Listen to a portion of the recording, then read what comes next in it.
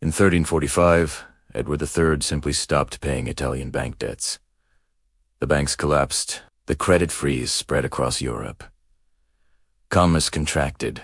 Growth stopped dead. France in 1788 spent 60% of revenue on interest. The kingdom borrowed to pay interest on loans, taken to pay interest on older loans.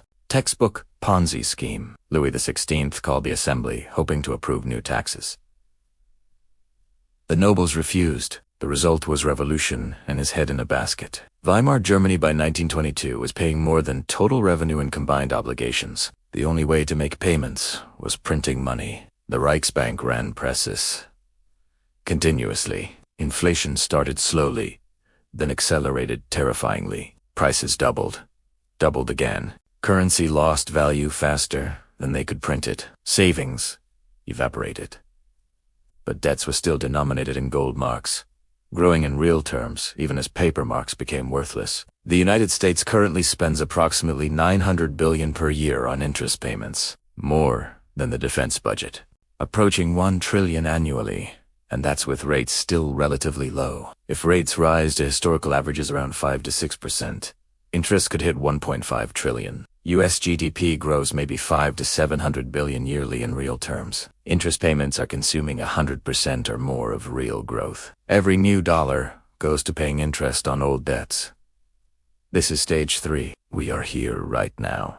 This is when anyone capable of math realizes the debt will never be repaid. Not because people don't want to pay, because the numbers don't work. In 33 AD, the Senate tried propping up land prices. Debtors were prosecuted. Prisons overflowed. Major families were exposed as insolvent. The elite was bankrupt. Everyone knew it. After the Bardi and Peruzzi collapse, European kings tried restructuring. But the math didn't work. England's revenue was £100,000 yearly. Edward III owed 1.5 million equivalent. Even paying 100% of revenue for 15 years couldn't cover it. The recognition spread. Creditors wrote off loans as total losses. By 1789, France's insolvency was public, even eliminating the military, stopping all public works, firing every employee couldn't service the debt. The Third Estate demanded default. The aristocracy refused. They were the creditors. The conflict was irreconcilable. By mid-1923, Weimar printed trillions. Daily currency was worthless. Bread cost billions of marks. Workers demanded payment twice daily to spend before it lost value by afternoon. But debts were gold-denominated. Germany would have to produce more than the entire economy to pay interest on gold debts. Impossible. Everyone knew it. Right now, any mathematician can see current debt is unpayable. The US needs 1 trillion annual surpluses for 36 years, while paying 1 trillion in interest. That requires 50% tax increases or 70% spending cuts. Neither is politically possible. Global debt of 300 trillion requires paying back 3 years of total output, while people still need to live. Governments operate, businesses function. The math doesn't work. We're in stage 4, and anyone looking honestly knows this doesn't end with repayment. Once everyone knows debt is unpayable, political pressure builds for reset. Roman plebeians demanded debt relief. Prisons overflowed. Families sold into slavery. Tribunes demanded Senate cancel all debts. Patricians refused. The Senate debt riots began. After medieval banking collapsed, debtors demanded release. Then the Black Death arrived in 1347. Within 3 years, 30 to 50% of Europe was dead. The plague killed creditors and debtors alike. Debts became the feudal system collapsed. France's pressure became the revolution. The Third Estate demanded default. They argued debts were incurred for wars benefiting only the elites. The aristocracy refused. This conflict would be resolved with the guillotine. By late 1923, Germans demanded government stop paying reparations and stop printing. Workers struck. Extremism gained support. Communist and Nazi parties grew promising debt cancellation. Hitler attempted his beer hall, putsch running on refusing reparations. Right now, movements demand debt relief, student loan forgiveness, mortgage forbearance. The left says debts are predatory. The right says inflation is theft. Both demand intervention. Politicians respond with half measures. Stage 5 is forming now. This is the end, where debt is eliminated through destruction. Tiberius released 100 million sesterces interest-free loans. Later, emperors debased currency, reducing silver and coins to almost nothing. The Black Death killed 30 to 50% of Europe. France issued assignats, then printed more until they lost 99% of value. Weimar printed 500 quintillion marks daily. After World War II, the Allies negotiated 50% debt reduction for Germany. We're in stage 3 right now, moving into 4 and 5. Global debt is 335% of GDP. Interest consumes all growth. The math is impossible. Stage 6 is coming. History says, within 3 to 7 years of the debt trap, we entered in 2020. That means 2023 to 2027. The most likely path is persistent inflation, 10 to 20% annually for a decade. Government doesn't default. They pay back $36 trillion worth, half what they are today. We're already seeing it. Official inflation hits 7 to 9%, probably 15% in reality. Some win, some lose. Savers lose purchasing power. Fixed incomes get cut in half. Creditors get paid in devalued currency. But debtors win.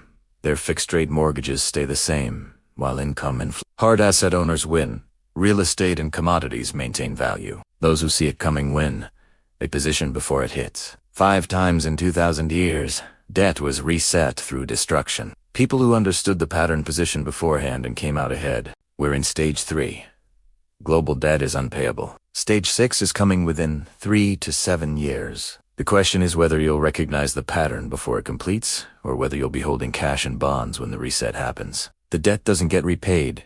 It hits reset. Wealth transfers from creditors to debtors, from savers to asset owners, from those who believe promises to those who understand mathematics. The pattern is playing out again. You can't stop it, but you can position for it. The question is whether you will.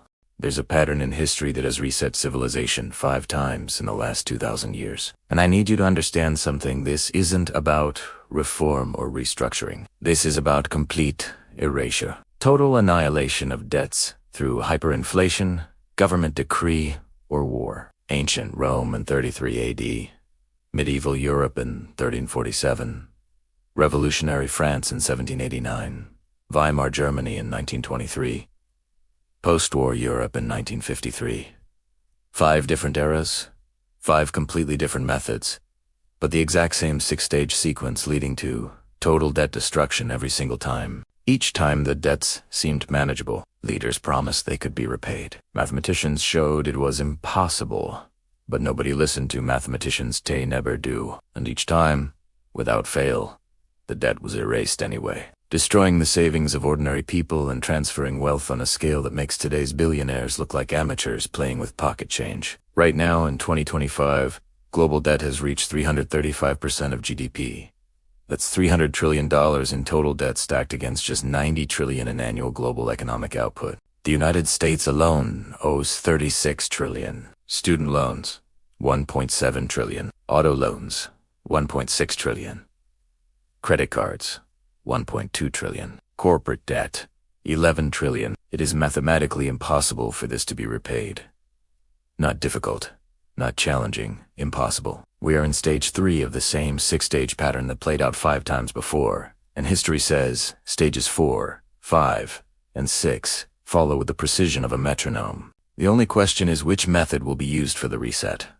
Hyperinflation that destroys the currency, a government-mandated Jubilee that wipes out creditors overnight, or war that physically destroys enough of the system that debts become irrelevant. This isn't prophecy. This is pattern recognition based on 2,000 years of documented history. Before I show you how this happened 5 times and why it's happening again, you need to understand what a debt jubilee actually is. It's not a policy choice.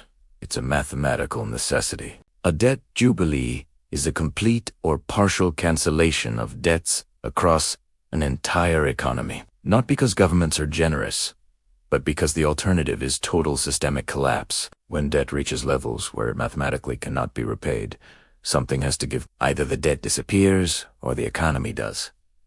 There's no third option. Debt is a claim on future production. When you borrow $100,000, you're promising to produce enough future economic value to repay that amount, plus interest. When a government borrows $36 trillion, it's betting that future taxpayers will produce enough to cover it. But there's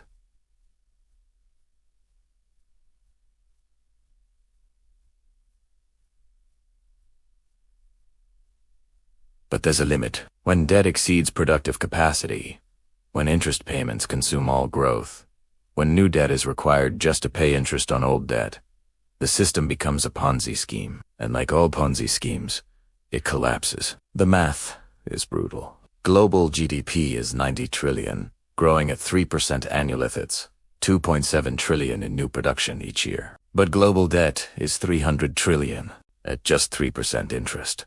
That's 9 trillion in annual interest payments. The economy produces 2.7 trillion in new value. The debt demands 9 trillion in payments. This is mathematically impossible to sustain. When this point is reached, the debt must be eliminated, not restructured. Eliminated. History shows only 3 methods. Method 1, hyperinflation. The government prints unlimited money. Debts are repaid in worthless currency. Creditors wiped out. Savers destroyed. Method 2, Jubilee government declares debts cancelled. Creditors lose everything. The financial system collapses and rebuilds from scratch. Method 3, war massive destruction makes debts unenforceable and irrelevant. Every debt crisis in history resolved through one of these 3. There is no fourth option, because when math says debt cannot be repaid, reality enforces that math regardless of political promises. Every debt crisis begins the same way, with easy credit creating the appearance of prosperity. People borrow, spend, the economy grows. Governments point to rising GDP as proof the debt is productive, but it's not prosperity. It's borrowing from the future. Ancient Rome between 10 and 30 AD saw credit markets explode after Augustus established the empire. Wealthy patricians lent to everyone. The Senate authorized massive public works, funded by borrowing. Aqueducts, roads, forums, all built on credit assuming infinite growth. The Roman elite competed to outspend each other. Senators borrowed enormous sums to fund gladiatorial games. Governors borrowed to bribe their way into positions. The economy seemed to boom. Construction everywhere. Trade flowing. Luxury goods flooding into the capital. But the growth was elusive. Construction didn't generate productive capacity. The games didn't create wealth. The borrowing funded consumption, bread and circuses, spectacle to keep masses content and elite in power. Bibente, at most patrician families were borrowing just to maintain appearances. They owed enormous sums, but as long as new loans were available, they could keep the charade going. Medieval Europe saw the same between 1300 and 1340. Italian banks lent to kings and nobles. Edward III borrowed 1.5 million florins, equivalent to tens of billions today. Trade flourished, cathedrals rose, but debts accumulated unsustainably. Kings borrowed to repay previous loans. The Bardi and Peruzzi banks were catastrophically exposed. One default could bring down the system. Revolutionary France shows the clearest example. Louis XVI inherited a government where debts consumed 50% of revenue and interest. But Paris seemed fine. The cultural capital of Europe. Versailles hosted lavish parties. Credit kept flowing because everyone assumed France could always borrow more. Great nations don't default. Until they do. Weimar Germany's story starts with Versailles imposing reparations of 132 billion gold marks on a defeated nation, an impossible sum. But rather than immediate collapse, the government began borrowing domestically to make payments. Fund reconstruction. Avoid the political pain of raising taxes on a population that had sacrificed everything in war. The economy initially recovered. Unemployment fell. Production increased. But it was all borrowed.